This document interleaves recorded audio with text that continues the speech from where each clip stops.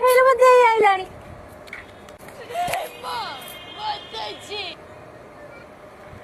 ଏମିତି କଣ ଦେଖାଉଥିଲୁ ଆଳେ? କି କପଡ଼ା ପିନ୍ଧୁଥିଲୁ ଆଳେ? କଣ ଦେଖୁଛୁ ଏ ଚଷମାକୁ? ଆମ ବେଙ୍ଗଲୁରୁର ଦିନ ରାତି ସବୁବେଳେ ଚଷମା ପିନ୍ଧିକି ରୁହନ୍ତି, କାଣନ୍ତି ନ ଆଖି ତଳ କଳା ପଡିଯିବ।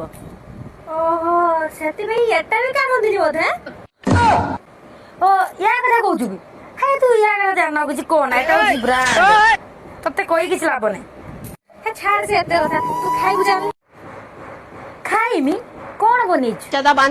ତୁ ଜାଣିନୁ ଆମ ଗାଁ କଣ ଖାଆନ୍ତି? ପଖାଳ ସହିତ ଶୁଖୁଆ ଭାଜି ଦେଇଛି, ସେ ଖାଇଦବୁ ଆଉ। କଣ?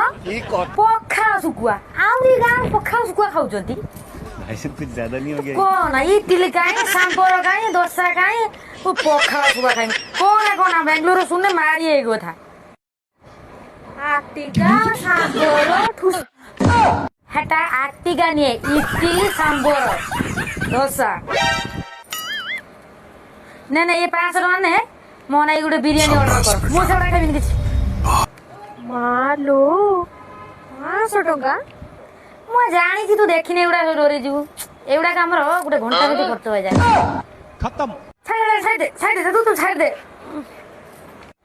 ଏଇଥିପାଇଁ ସବୁ ବେଙ୍ଗଲୋର ପଳେଇ ଯାଉଛନ୍ତି। ଆଉ ଘଣ୍ଟାକୁ 500 ଟଙ୍କା ଖର୍ଚ୍ଚ କରୁଛନ୍ତି।